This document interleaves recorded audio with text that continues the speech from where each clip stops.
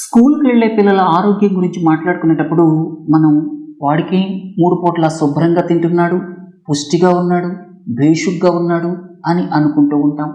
ఆరోగ్యం అనగానే మనం అంతవరకే ఆలోచిస్తాం.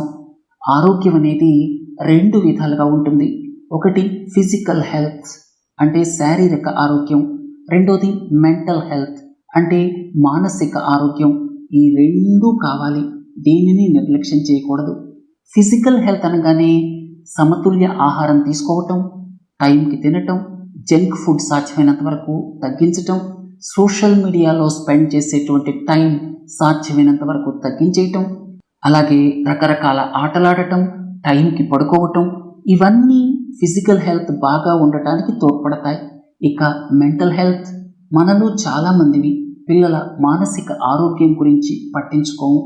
మానసిక ఆరోగ్యం ఎలా ఎఫెక్ట్ అవుతుంది?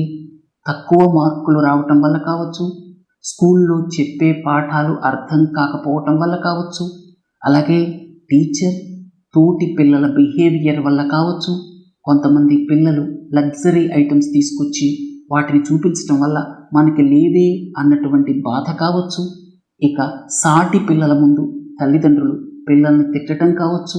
ఇట్లా రకరకాలుగా మానసిక ఆరోగ్యం ఎఫెక్ట్ అయ్యేటువంటి అవకాశం ఉంది.